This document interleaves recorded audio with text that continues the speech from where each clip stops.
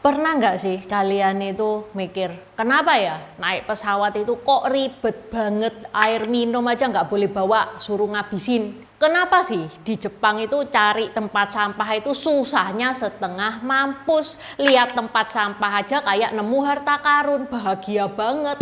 Kenapa juga di China kalau mau menggunakan fasilitas subway alias kereta bawah tanah, itu kita itu harus masuk metal detector, harus digeledah kayak kita itu masuk pesawat. Ternyata itu semua adalah ulah segelintir penjahat. Ulah segelintir penjahat yang kena dampaknya itu kita semua dan miliaran orang di dunia ini. Kita sekarang harus ngikuti aturan-aturan yang super ribet gara-gara mereka. Di video ini Intan akan ngebahas 5 kelakuan penjahat yang ngebikin hidup kita tambah menderita. Dajaha wojo Intan, Fanny Leto Watak Bintao Dynasty Xiaoxi. Kaos yang Intan pakai ini custom marga ya, teman-teman bisa custom marga sesuai marga teman-teman sendiri. Intan punya banyak koleksi marga, tinggal bilang aja teman-teman marganya apa. Tulisan bisa besar di dada tengah atau kecil di dada kiri. Ada berbagai macam efek. Yang Intan pakai ini glow in the dark. Jadi kalau di kegelapan bisa menyala. Ada juga efek rainbow. Kalau kena cahaya keluar hologramnya. Ada juga efek emas, tuh emasnya kinclong. Dan ini salah satu best seller ya, efek emas ini. Kalau teman-teman nggak suka aneh-aneh tanpa efek pun juga ada. Open PO sampai tanggal 12 Juli, linknya ada di deskripsi. Selain custom marga, ada juga gambar tokoh-tokoh legenda China. Silakan dikepoi, jangan sampai kelewatan. Okay, let's start! Yang pertama, Kunming dan Urumqi Attack tahun 2014. Pada 1 Maret tahun 2014 ada sekelompok teroris, ada 5 orang yang mana itu mereka menyerang penumpang stasiun Kunming yang ada di provinsi Yunnan, China. Jadi mereka itu ngebawa pisau panjang. Setelah di dalam kereta mereka mengeluarkan senjatanya, lalu tahu apa yang mereka lakukan? Ciat. Akibatnya 31 orang tewas dan 143 lainnya luka-luka. Menurut pemerintah China, para pelaku merupakan bagian dari kelompok ekstremis yang terkait gerakan separatis Xinjiang. Tujuan mereka bukan menyerang korban secara pribadi, mereka kayak ngebikin masyarakat ketakutan dan menunjukkan bahwa mereka bisa menyerang siapa saja. Pelakunya ada 8 orang, yang beraksi itu 5 orang, yang 3 itu di belakang layar. Kayak peran pendukung gitu ya, yang mana 4 diantaranya tewas. Ini nih sisanya 4 pelaku yang berhasil ditangkap. Endingnya yang cewek ini dipenjara seumur hidup, sedangkan 3 cowok ini dihukum mati. Belum 2 bulan setelah tragedi Kunming, lah kok ada kejadian serupa. Kali ini terjadi pada tanggal 30 April tahun 2014. Yang mana kali ini terjadi di kota Urumqi, Xinjiang. Jadi jam 7 malam ada 2 pelaku, cuman 2 pelaku doang. Bawa senjata yang sama, ya pisau itu. Sama bawa bom. Akibat serangan mereka, 2 orang tewas dan 79 lainnya itu terluka. Belakangan, kelompok Turkistan Islamic Party mengaku sebagai pihak yang bertanggung jawab atas kejadian ini. Lalu apa imbas dari ulah mereka? Sampai sekarang kalau kalian berencana mau naik subway atau kereta bawah tanah di China, kalian harus melewati pemeriksaan keamanan, harus lewat metal detector, harus masuk X-ray yang mana itu ribet banget ya. Itu kita itu kayak digeledah kayak masuk pesawat gitu loh. Kalau kita bawanya tas kecil ya nggak berasa, tapi kalau bawanya tas besar-besar, apalagi kalau habis dari bandara atau mau menuju bandara itu ya bawa tas yang 20 kilo yang besar segini itu ya, wah itu berasa itu ribetnya. Harus angkat-angkat tas itu ke mesin untuk di-scan. Yang kedua, rencana liquid bomb plot. Kasus ini dikenal sebagai 2006 Transatlantic Aircraft Plot. Tokoh yang dianggap pemimpin kelompok adalah Abdullah Ahmed Ali. Jadi dia dan rekan-rekannya itu ditangkap oleh polisi Inggris pada 10 Agustus tahun 2006. Mereka adalah teroris yang terinspirasi oleh ideologi Al-Qaeda. Jadi mereka rencana ya, tapi ini nggak berhasil mereka lakukan. Rencananya mereka itu menyimpan bahan peledak cair, yang mana sekilas kalau dilihat itu kayak botol minuman.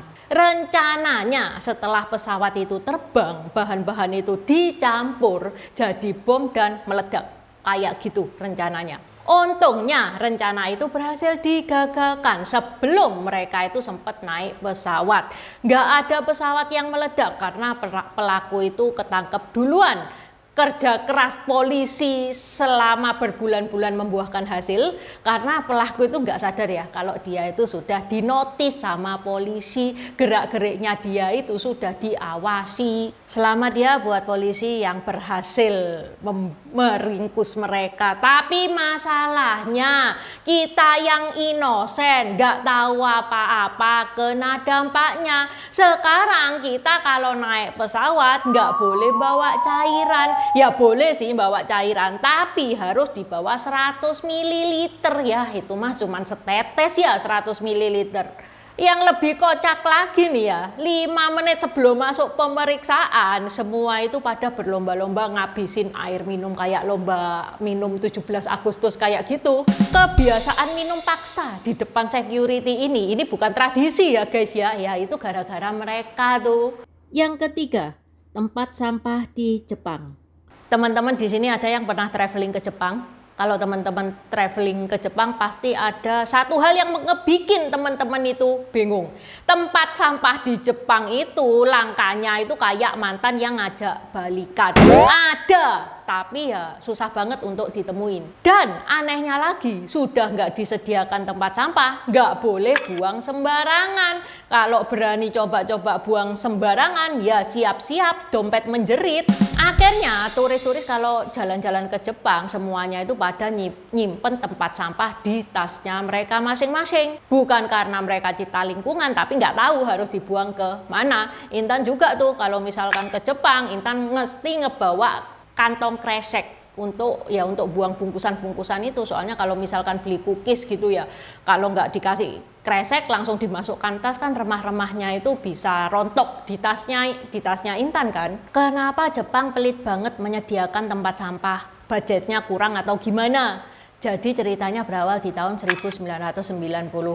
Waktu itu Jepang lagi bersiap menyambut pertemuan para pemimpin negara-negara besar dunia alias G7 Summit. Karena takut ada aksi teror, pemerintah itu mikir tempat sampah ini itu bisa-bisa dijadikan tempat untuk nyimpen bom. Karena yang pertama tempat sampah itu ada di mana-mana. Yang kedua, orang kalau memasukkan apapun ke tempat sampah itu tidak ada yang notice. Akibatnya kalau misalkan bom itu sampai meledak nih ya, tempat sampah yang terbuat dari logam itu bisa jadi serpihannya itu berbahaya banget. Akhirnya daripada tiap hari ngecekin tempat sampah tuh ya, pemerintah itu merasa oh tempat sampah ini dicabut dulu aja. Nanti setelah G7 Summit selesai, ya udah dikembalikan seperti semula. Masalahnya sementaranya itu loh guys, keterusan. Masyarakat Jepang sudah terbiasa ngebawa sampah mereka sendiri-sendiri. Pemerintah juga mikir dong, loh ternyata nggak ada tempat sampah juga nggak apa-apa tuh, nggak ada yang protes. Nggak ada yang demo. Jadi ya sampai sekarang susah banget tuh cari tempat sampah untuk ngebuang sampah. Kita kalau ke Jepang tuh ya lihat tempat sampah itu kayak nemu harta karun. Dan cuman di Jepang aja kita itu bakal bahagia banget kalau ngelihat tempat sampah. Yang keempat, Shoe Bomber 2001. Nah sekarang kita pindah ke cerita yang ngebikin kita harus copot sepatu di bandara. Pelakunya bernama Richard Reid yang kemudian dijuluki The Shoe Bomber. Dia menyembunyikan bahan peledak di dalam sol sepatunya. Jadi dari luar kelihatan cuman pakai sepatu biasa padahal isinya bom. Begitu pesawat itu sudah mengudara, Reid itu berusaha menyalakan korek menyalakan sumbu bom pakai korek api. Tapi ya ternyata alam itu kadang-kadang nggak kooperatif ya. Sumbunya itu suhunya ternyata lembab, jadi susah nyala. Untung aja bomnya itu nggak nyala. Kalau nyala ya sudah beda cerita dong. Awak kabin itu curiga, ini orang kenapa kok sibuk ngoprek-ngoprek sepatu terus. Akhirnya mereka itu melumpuhkan Reid dan pesawat akhirnya mendarat darurat di Boston. Reid akhirnya ditangkap dan dipenjara seumur hidup. Motifnya apa Reid melakukan itu? Apakah dia marah sama maskapai? Atau dia ngambek gara-gara nggak dikasih duduk deket jendela? Enggak ya. Menurut penyelidikan, Reid itu adalah pengikutnya Al-Qaeda. Ya mereka mau melakukan aksi teror saja. Gara-gara kelakuan Reid ini petugas itu sampai mikir ya, oh sepatu ini bisa tuh dijadikan tempat bom. Hasilnya apa? Sekarang Amerika, Kanada, Inggris, Australia dan beberapa negara Eropa mengharuskan kita copot sepatu untuk pemeriksaannya. Yang mana ini Asia jarang ya memperlakukan ini, jarang. Kalau Asia itu cukup lewat CT scanner sama body scan. Kalau alarmnya nggak berbunyi ya nggak ada masalah, tapi ya masalahnya alarmnya sering bunyi, pakai sabuk ada logam dikitnya aja bunyi. Kalau bunyi ya udah ya kita digeledah juga. Yang kelima, pintu kokpit pesawat sekarang selalu terkunci. Nah, yang kelima ini teman-teman pasti tahu ya, yaitu tragedi World Trade Center 11 September. Tahu nggak sebelum kejadian itu kokpit pesawat itu nggak seketat sekarang. Sekilas mau mengingatkan kejadian pada waktu itu teroris itu masuk ke kokpit, dia mengambil alih sopir, setirnya pesawat itu dia ambil alih lalu dia menabrakkan ke gedung. Dulu sebelum ada kejadian ini, pembajakan itu biasanya pelaku itu minta pesawat dialihkan ke negara lain. Gak kepikiran kalau ternyata ada loh pelaku yang kepingin cepet-cepet menghadap Tuhan. Sampai akhirnya terjadilah tragedi 11 September 2001 yang mengubah sistem penerbangan, aturan-aturan penerbangan. Sejak saat itu hampir semua maskapai itu masang pintu kokpit yang jauh lebih kuat, anti penyusup, dan pintu harus terkunci sebelum terbang. Ya kalau ini efeknya nggak ngebikin kita tambah repot ya, malah ngebikin penerbangan kita itu rasanya lebih aman. Jadi ya ada juga ternyata aturan-aturan yang lahir gara-gara penjahat, tapi nggak ngebikin kita tambah susah, malah ngebikin kita tambah aman. Tambahan info, benernya ya Intan itu juga ada pengalaman pribadi. Jadi waktu Intan itu SMA, pas zamannya ujian akhir tuh ya, Intan itu rencana contek-contekan sama teman belakangnya Intan. Ya ujian daripada belajar kan lebih enak nyontek ya kan.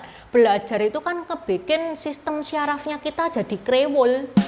Jadi Intan itu ngebawa tip X itu badannya itu besar ya, warnanya putih. Sama ngebawa waktu itu zamannya milipen, ada yang namanya milipen.